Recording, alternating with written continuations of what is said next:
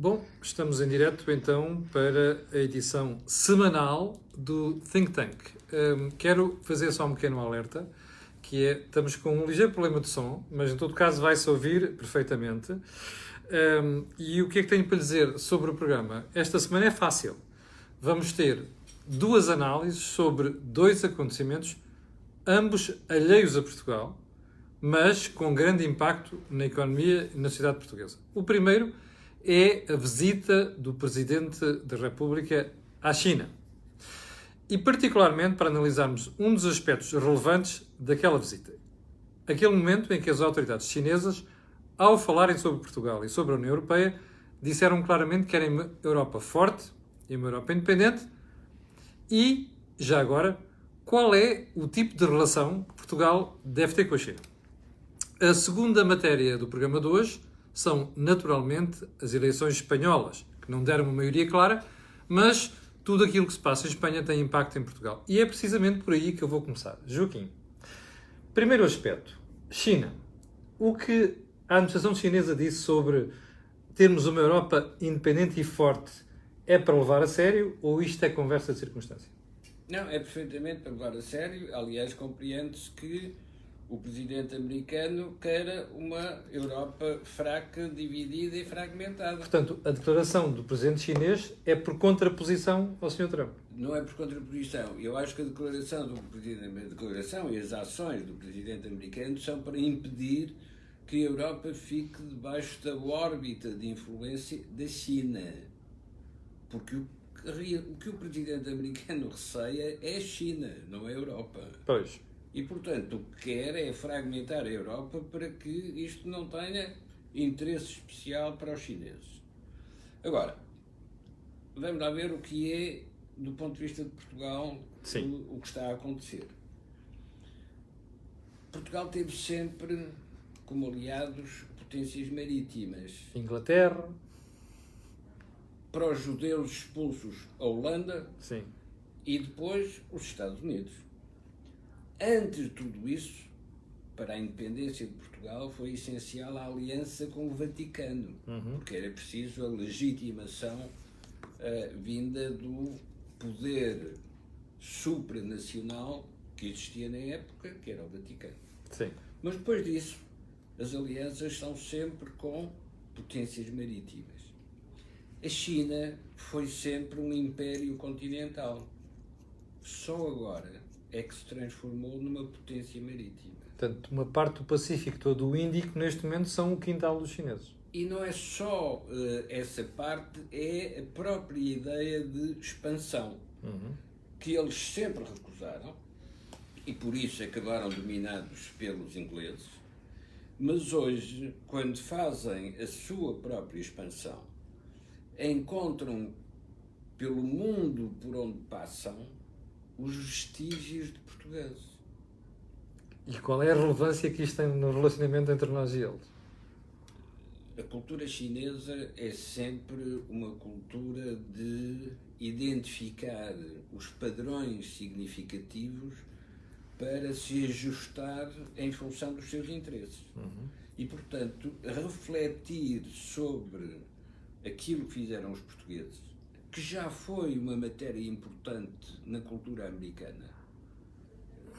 Escreveram os melhores livros sobre os descobrimentos portugueses, porque se interessavam, na altura em que a América estava em expansão, se interessavam por conhecido essa experiência.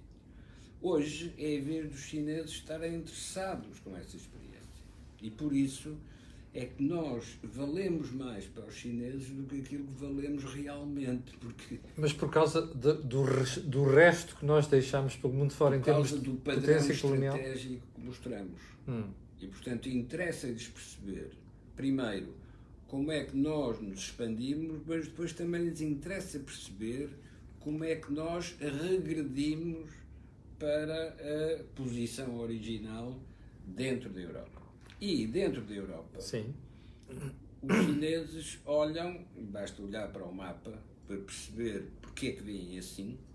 Os chineses olham para Portugal, um pouco como anedota, mas isto foi dito no Instituto Diplomático Pequim, que é onde formam os diplomatas chineses, Portugal é Macau na Europa. Isto é, olhando para o mapa, Macau na China corresponde ao que Portugal é na Europa. E, portanto, por que não utilizar essa plataforma? É como se fosse uma porta de entrada de um território. Portugal, É neste uma caso, plataforma de entrada. sim, na Europa. Mas ainda por cima, que tem alguns exemplos de tal maneira evidentes que é impossível não os ver. O Porto de Sines, para os chineses, é uma pérola de uma importância estratégica essencial. Porquê? Porque está aqui na Europa? Não, porque é o ponto de ligação com o Canal do Panamá, o que significa a ligação ao Pacífico. Ó Joaquim, portanto, a visita do Presidente é mais do que oportuna.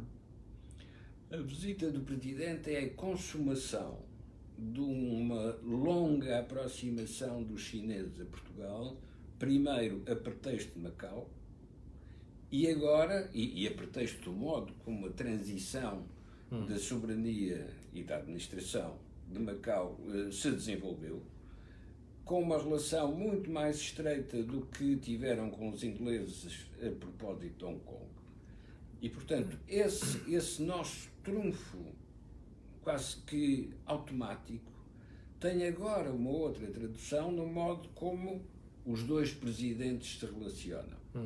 O presidente chinês já esteve em Portugal, o presidente português foi à China, mas mais, foi à China começando por participar numa iniciativa chinesa de propaganda do seu projeto, que A nova Rota da Seda.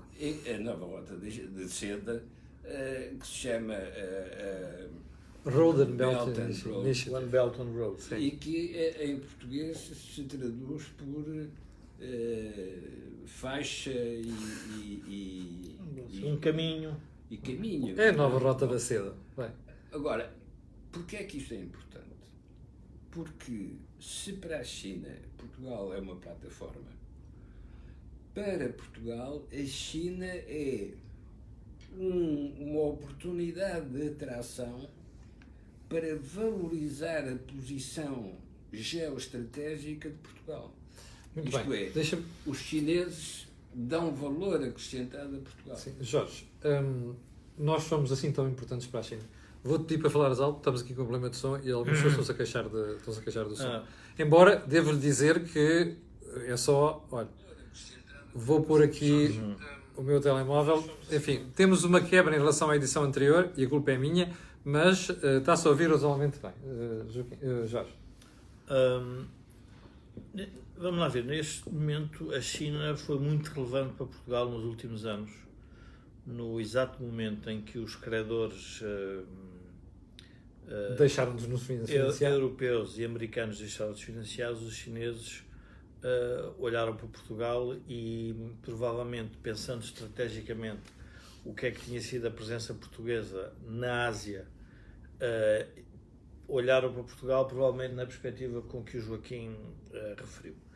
Mas a parte interessante da China é nós relembrarmos um bocadinho da história da China. A China já foi o Império do Meio. Sim. Portanto, quando foram o Império do Meio, tiveram as maiores cidades, tiveram as maiores bibliotecas, e porque os imperadores se fecharam no seu palácio, que ainda hoje o acesso ao Palácio Imperial É a cidade proibida. é a cidade proibida, foi quando se fecharam que a China regrediu. Este presidente, quando vai a Davos explicar que é favorável à globalização, no momento em que a globalização é discutida pelos Estados ocidentais e pelos políticos ocidentais como parte do problema, ele viu de uma forma muito diferente. Ele olhou e percebeu que a globalização era aquilo que tinha transformado outra vez na China num verdadeiro poder global e mundial. E, portanto, a China está neste momento numa rota.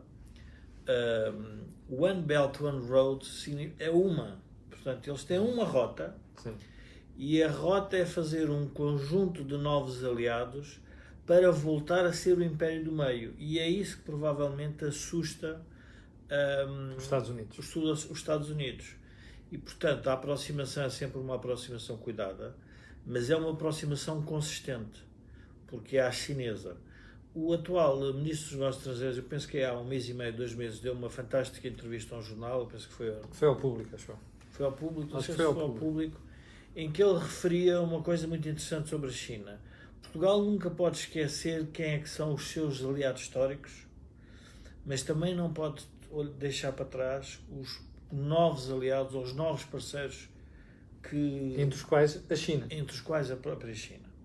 A China está nos seguros em Portugal, a China está na banca em Portugal, a China está na eletricidade, a China está nas infraestruturas elétricas, a China está na saúde, a China está nos portos. Portanto, nós temos que olhar para todo o movimento da economia chinesa e da política chinesa como muito relevante para os portugueses. E como uma aposta estratégica. Como uma aposta estratégica.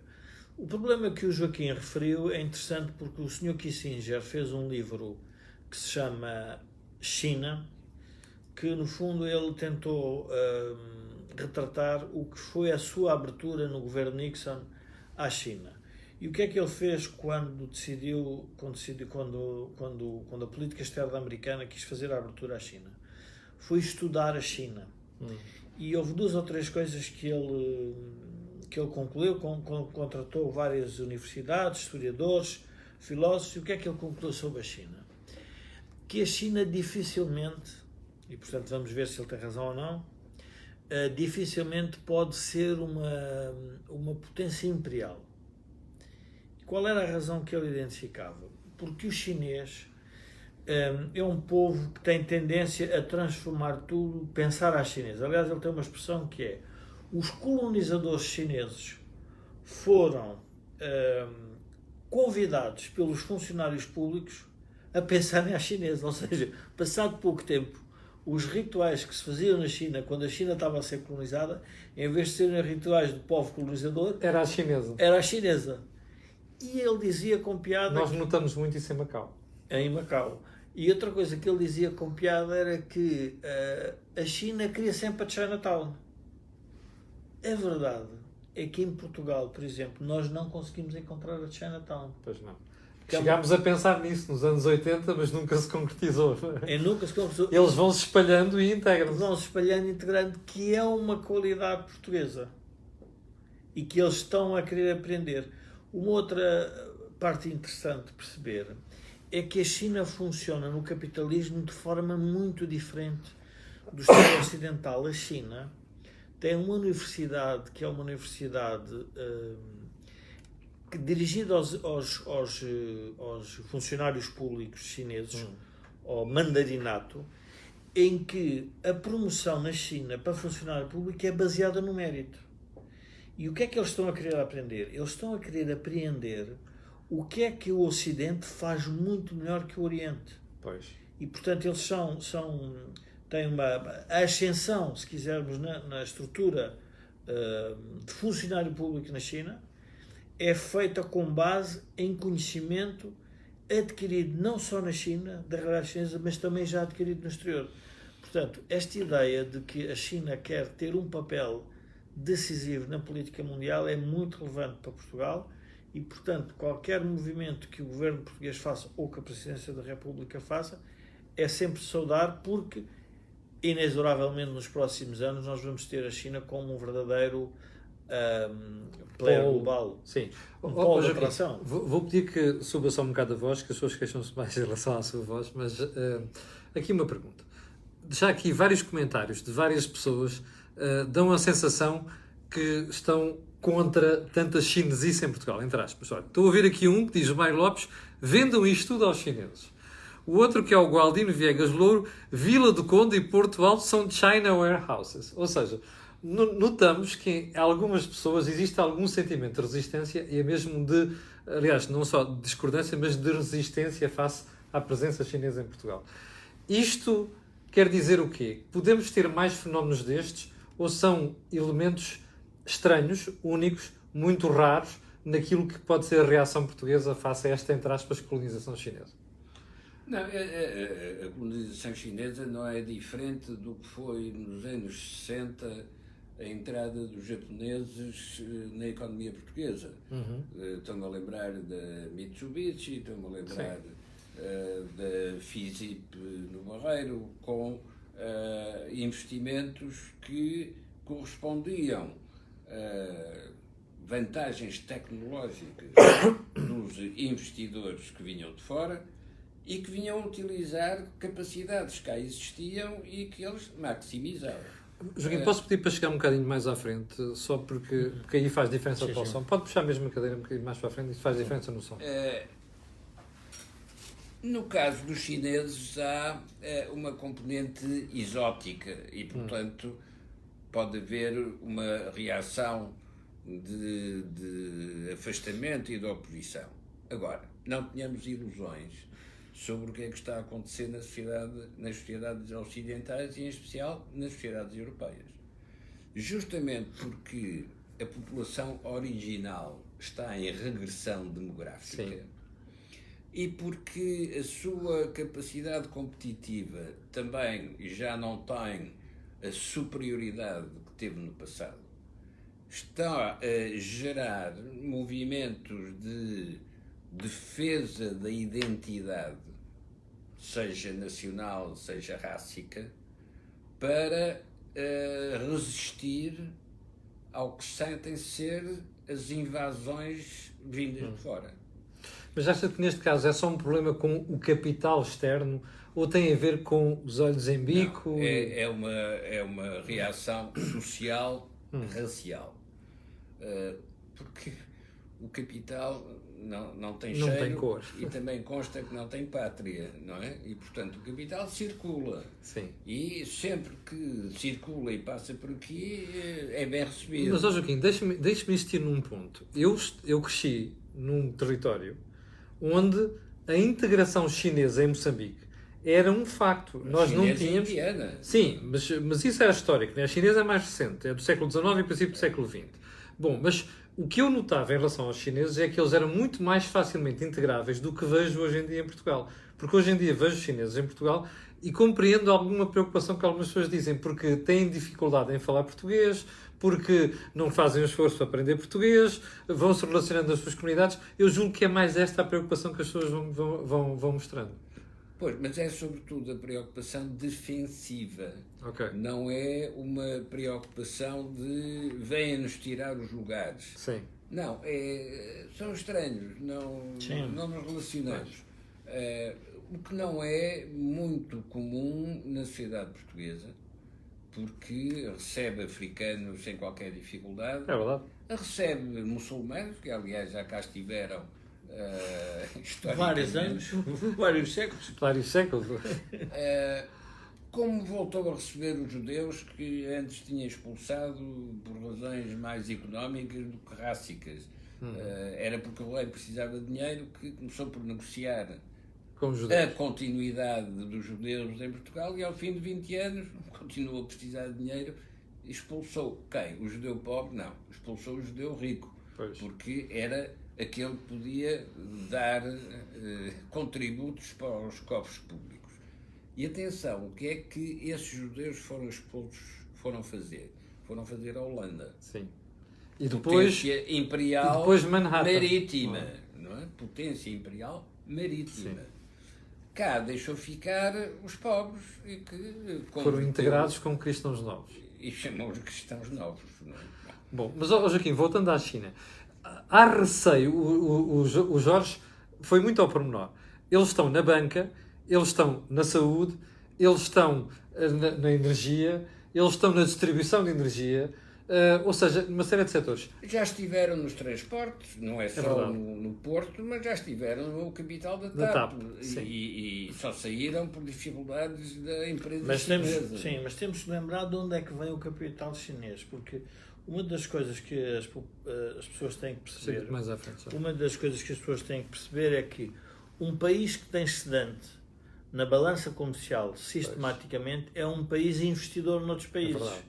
E, portanto, como isso é uma variável macroeconómica evidente, nós tivemos esse movimento com o Japão. Sim. Nos Estados Unidos, nos anos 80 discutia-se o modelo fantástico de gestão japonesa. Não, era o modelo em que o Japão conseguiu gerar excedentes de tal forma que se tornou investidor nos Estados Unidos. Precisava de aplicar o dinheiro em algum lado. E houve um governador do estado de Nova Iorque que disse assim, não se preocupem deles ficarem com os prédios porque é a única coisa que eles não podem levar. Portanto, na altura até se discutia se os grandes edifícios deviam ser japoneses. O edifício da Chrysler, por exemplo. O edifício da Chrysler disse, não se preocupam, porque isto é uma coisa que eles não levam, portanto, deixa-nos investir. E, portanto, o que é que acontece? Enquanto a China for eu diria neste caso, quase um continente, for um país que gera excedentes, é um país que tem necessidade, porque é evidente, De os aplicarem. a qualquer lado. Agora, não quero comparar o que é que os chineses investem nos Estados Unidos versus o que investem connosco. Pois. Porque, nesse caso, quer dizer, a vida normal de um americano hoje é praticamente, ela depende muito do que os chineses decidem, porque no fundo eles estão a fazer investimentos em dívida pública chinesa, em dívida pública americana, que no fundo mantém os padrões de vida americanos. Portanto, nós temos de ter aqui cuidado, porque a partir do momento em que a China se torna um país com produtividades e com salários diferentes, é óbvio que a sua capacidade de intervir no mundo também vai mudar. Agora, obviamente, que atrás disto vem a questão do poderio militar e do poderio marítimo que a China é. Neste momento, os Estados Unidos, a reflexão que têm é que os Estados Unidos, pela primeira vez, estão a pensar que realmente tem que ser uma potência marítima para os dois lados. Pois é. Para o Pacífico e para o Atlântico. E, obviamente, no Pacífico com a China. Pacífico/Índico, não é? Claro. Pacífico/Índico. Aliás, basta dizer que os Estados Unidos estão a fazer em Moçambique a maior embaixada da África. E aquilo vai servir de contraponto à presença chinesa que vai ali das Filipinas até praticamente ao Vietnã. Bom, abordada razoavelmente a questão chinesa, vamos às eleições espanholas. Haverá mais oportunidades. Exatamente, haverá mais oportunidades de falarmos sobre a China. Joaquim, ficou surpreendido com o resultado das eleições em Espanha? Não. E os mesmos resultados vamos encontrar agora nas eleições europeias em várias sociedades europeias. Ok. A mais interessante de todas vai ser no caso inglês, com a situação caricata de um país que quer sair, mas vai eleger deputados para o sítio de onde quer sair. Mas o mais interessante é que é provável que o partido da saída seja o partido mais votado nestas eleições europeias. Isto mostra o quê? Que os sistemas partidários tradicionais, as famílias políticas tradicionais, se fragmentaram. E em Espanha também. Não, Espanha é o exemplo. Porque o PP desaparece praticamente, não desaparece, mas fica muito reduzido, a ascensão dos Ciudadanos e o aparecimento do Vox. Mas também na esquerda as coisas estão pulverizadas, porque o Podemos não cresceu aquilo que estava à espera de poder crescer, o PSOE não perdeu aquilo que estava à espera de poder perder, e os partidos regionalistas, os bascos e os separatistas, continuaram com posições relevantes. Ora, esta fragmentação não significa uma indecisão no presente. Significa que as fórmulas políticas do passado já não são aplicáveis e essas famílias tradicionais não conseguem ajustar a sua posição clássica às novas condições do eleitorado. E o eleitorado está perplexo e dividido. Votaram mais do que é habitual nas eleições a abstenção baixou. espanholas. A abstenção baixou muito, mas isso não significa que os partidos clássicos tenham beneficiado com essa descida da abstenção. O que é curioso. Justamente porque mostra a tal fragmentação, quer no eleitorado, quer nos partidos tradicionais. Ora, isso já se tinha encontrado em Itália. A própria experiência grega de 2011, 2012, já tinha mostrado desaparecimento do PASOK, desaparecimento da Nova Democracia, a fragmentação dos partidos tradicionais ou o aparecimento de novas formações partidárias. Sim. Só que essas novas formações partidárias não conseguem ter grande fidelização, isto é, o eleitorado é flutuante e nas eleições seguintes já não estão no mesmo sítio. Mas, Joaquim, como é que fica a Espanha agora, do ponto de vista da governabilidade, com esta fragmentação? A Espanha, até para formar o governo, fica à espera das próximas eleições. Fica à espera de eleições regionais e fica à espera das eleições europeias. Mas chegou a discutir-se, mais uma vez, ficar à espera da repetição das eleições legislativas. Pois. Ora, ao tentarem fazer uma fórmula do governo minoritário, estão a utilizar um expediente, estão a utilizar um recurso que não resolve nada. Mas porque quando tiverem que tomar decisões, as decisões do Parlamento não conseguem formar maioria. Joaquim, mas eles olham para nós e dizem assim, bom, mas aqueles tipos conseguem gerir o país assim, com a geringonça. A verdade é que Portugal não consegue gerir o país. Portugal consegue gerir a repetição do que já conhece. Mas isso não é gerir um país. Sim, mas eu digo no sentido de que o governo não cai. Olha, o problema das geringonças, há muito tempo se conhece da teoria política das coligações. Para que uma coligação resista, não pode ser uma coligação muito grande, uma coligação excessiva, porque se é muito grande, alguém que está na coligação vai achar que ganha mais se sair do que se ficar lá. Pois. E, portanto, uma coligação excessiva é muito instável. Uma coligação mínima, pelo contrário, é aquela em que ninguém pode sair, porque se sair, perde mais do que se ficar. A nossa coligação parlamentar é uma coligação de conveniência.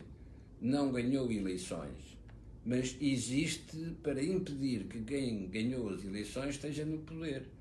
Portanto, ela é mantida com uma grande estabilidade, mas não pode ter consistência estratégica. Porque aquilo que lhe dá a consistência é uma coisa que é o contrário da estratégia, é repetir aquilo que já foi. Jorge, estás surpreendido com a ascensão do Vox? Não no sentido... Estou surpreendido com os números da ascensão do Vox. 25 deputados, não é? É muita coisa. 25 deputados, quando há cerca de 1 ano, 2 anos, tinha 0,2% do eleitorado, era o máximo que lhe davam. Mas nós podemos olhar para esta fragmentação do ponto de vista também mais positivo, que é quando os sistemas políticos tradicionais não respondem aos problemas de um país, como é que em democracia isto se resolve?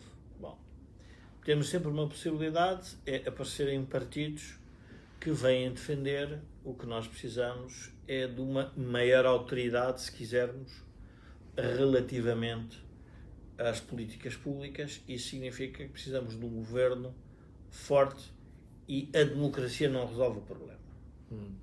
Então o que é que está a acontecer? O que está a acontecer é que a fragmentação está, no fundo, a fragmentação é do próprio sistema político, que ele próprio, como o partido tradicional não consegue mexer-se, porque está agarrado às linhas do passado, então vão surgindo os novos atores políticos. O Vox é um exemplo disso. O Vox é um exemplo O Podemos, disso. do outro lado, é outro exemplo. São todos exemplos sobre políticas públicas em que os partidos tradicionais não tiveram coragem de as enfrentar. Pois. Não é? Nenhum deles, porque qual é o espaço que ocupam? O espaço que ocupam é o vazio deixado pelos partidos tradicionais. As questões que os outros evitaram. Imigração, segurança...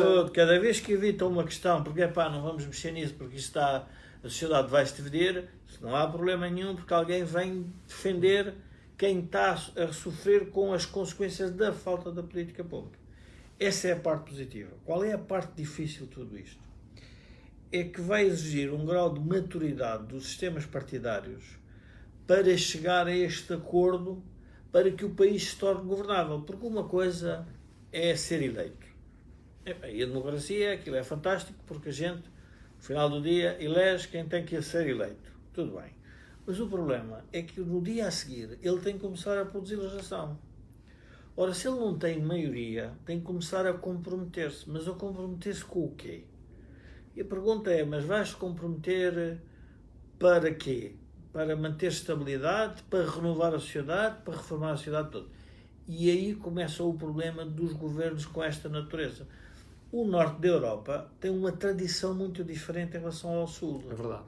O norte da Europa tem uma tradição de debate para gerar consenso e depois desse consenso ter sido feito, ele é aplicado e a cidadania aceita. E ninguém tuge nem muge. Portugal, há dias uma historiadora em Portugal dizia-me com piada que Portugal volta sempre um bocadinho atrás. Se fizemos um referendo da Restituição, agora estamos a precisar de outro porque perdemos o anterior. E, portanto, andamos constantemente a pôr em causa... É como futebol.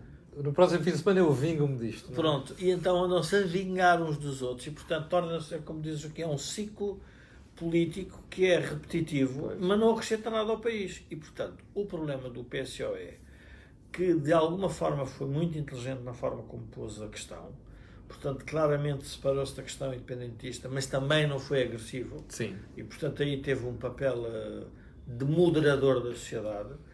Qual é o problema que vai ter? O problema que vai ter é essa pergunta se a Espanha precisa de reformas para que resolva os seus problemas Quem é que as vai estruturais. fazer com aquela fragmentação? Pronto. E aí, a parte interessante é que apareceu portanto, não havia noiva, mas apareceu uma noiva que disse que estava disposta a casar, mas a família do noivo não está muito de acordo com a família da noiva. E, portanto, vamos ter aqui um problema,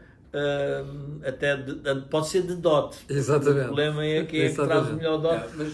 Joaquim, deixa-me colocar-lhe uma questão que a Emília Marques acabou de colocar aqui. E dizia lá assim, não falta muito para termos um Vox em Portugal. Acredita? Não, eu não acredito, porque antes disso acontecer, porque é mais rápido do que o processo de formação hipotética de um Vox, antes disso acontecer, vão acontecer mudanças importantes na Europa, porque há uma corrente de nacional-populismo que é o correspondente atual ao que nos anos 30 foi o nacional-socialismo. Isto é, este nacional-populismo, que enquanto que o nacional-socialismo era para construir o Império Germânico, sim, através da guerra, o Império dos 1000 anos, o nacional-populismo é para resistir à globalização, voltando às identidades nacionais. Sim. Portanto, fragmentando a Europa. E não é por acaso que o Steve Bannon, conselheiro de Trump, veio para a Europa para apoiar os movimentos nacional-populistas, que já não são apenas italianos, ingleses ou franceses, passam a ser europeus. Ora, a introdução deste nacional-populismo vai alterar aquilo que são as famílias partidárias que vieram da Segunda Guerra Mundial. Sim, que é o que está a acontecer já em vários países. Ora, os americanos que apoiaram as famílias democratas cristãs e social-democratas para consolidar a democracia pluralista na Europa, são hoje atores, financiadores do novo nacional-populismo da separação, que fragmenta a Europa. Do break-up da Europa. Ora, se os nacionalismos fragmentam a Espanha, os nacionalismos fragmentam ainda muito mais a Europa. E, portanto, tal como a Espanha precisa de encontrar uma resposta para os seus nacionalismos, também a Europa, a União Europeia, vai precisar de encontrar uma resposta para estes nacional-populistas. E qual é que vai ser a resposta, Joaquim? A resposta só pode ser políticas europeias. Isto é... políticas europeias. Isto é, as instituições europeias têm de passar para um nível superior à questão federalista. Sim, o que falávamos na semana passada. Porque a questão federalista ainda é uma integração de poderes nacionais numa estrutura federal. Tem que passar para um nível superior que é de integração de políticas. Nós já tivemos um exemplo parcial, porque os alemães resistem violentamente a isto. Esse exemplo parcial foi a função do Banco Central Europeu, mas que não conseguiu fazer aquilo que sabe que é necessário e que quis fazer, que é União Bancária e, depois da União Bancária, um sistema de emissão de títulos europeus que sirva de garantia para as emissões nacionais. Dívida mutuada na Europa. Ora, esta passagem vai ser tornada inevitável pela evolução da economia e da demografia na Europa, e isso vai alterar o campo do nacional-populismo. Mas de que forma? Porque quando houver essas políticas integradas em escala europeia, o nacional-populismo já não tem por onde se mexer. Mas não tem receio que os governos nacionais tenham receio de avançar com essas políticas precisamente com medo do que o eleitorado possa dizer? Não, porque senão cai na fragmentação. Produzir aldeias na Europa cai na fragmentação dos poderes nacionais que não têm capacidade financeira para sustentar as políticas públicas que a Deixa-me sociedade perguntar ao precisa. Jorge se está de acordo com esta visão. Que eu acho interessante, aliás. Mais do que acordo. O problema adicional, vamos lá ver, o nacional-populismo esquece de um pormenor, é que nós vivemos num Estado que é resultante de uma evolução, obviamente, histórica e que tem um problema que é o Estado de Previdência. E que não é um problema, ou é se calhar uma parte da solução. E onde é que os partidos tradicionais não estão a conseguir resolver? Não estão a conseguir resolver as expectativas do Estado de Previdência. E ao não conseguirem resolver as expectativas do Estado de Previdência, que é não enfrentarem a realidade, que é Sim. não temos produção para pagar as pensões, os cuidados de saúde, os cuidados educativos e as necessidades educativas que temos. Não temos capacidade nenhuma de ter poupança, porque no fundo estamos a endividar sempre com o exterior, de fazer poupança para fazer face aos investimentos. E, portanto, aparecem os chineses, como aparecem os capitais externos, tudo isso. Qual é a reação? Vamos voltar Pois. à casa... À fronteira tradicional, porque a gente controla. E aqui a gente controla tudo. Mas controlas o quê? Pois. Controlas um país de pobres? Um país... Controlar a miséria. Controla a miséria, mas queres controlar a miséria? O nosso problema não é controlar a miséria. O nosso problema é estar sempre longe da miséria. Sim. E, portanto, estar longe da miséria significa que nós temos que olhar sempre para o mundo. Aliás, cada vez que a Europa se fechou, vamos lá ver, nós começamos a olhar para... Mas podes terminar o raciocínio. Cada vez que a Europa se fechou, a coisa correu mal. Correu mal. De cada vez que Portugal se virou para si próprio, a coisa correu mal. A China dos imperadores fechou-se, correu mal. Exatamente. Os Estados Unidos, quando abriram para a Europa, quando os Estados Unidos pensaram em ajudar a Europa a desenvolver-se, foi quando mais cresceram. Então, para que é que nós queremos voltar para dentro de casa e sermos os donos da nossa terra, quando isso a única coisa que traz é sou dono de 100% de pobreza? Exatamente. Eu prefiro ser dono de 1% de uma riqueza do mundo do que 100% de... Agora, é óbvio que isto preenche, vamos lá ver, nada disto, isto é misturado, isto é um cocktail em que se misturam várias coisas. Deixa-me só fazer aqui uma provocação. O Vítor Lúcio está a dizer assim, a Suíça fechou-se para controlar a riqueza. Não. A Suíça é o oposto. É o serviço para o mundo. Está a perceber, Vítor? A Suíça é o serviço para o mundo. Não se fechou, é exatamente o contrário. A Suíça fechou os cofres. Fechou os cofres. Tudo que lá tem vem de fora. Não é? Portanto, a Suíça é a segurança do mundo e, portanto, quando a Suíça se fecha... Os ingleses, qual é o problema com os ingleses? A verdade é o seguinte, eu estava a ver os números, os ingleses realmente, com a saída, olhando para os números, é significativo no PIB europeu. Vai ter impacto. Vai ter, pá. Mas a pergunta é, mas como é que o PIB inglês vai outra vez crescer se a Europa, penso que não vamos chegar lá, mas se a Europa decidir fechar-se? Vai fazer o quê? Vai fazer de novo um império? Claro. Mas os britânicos vão ter capacidade de poupar para investir, para se voltarem para o mundo?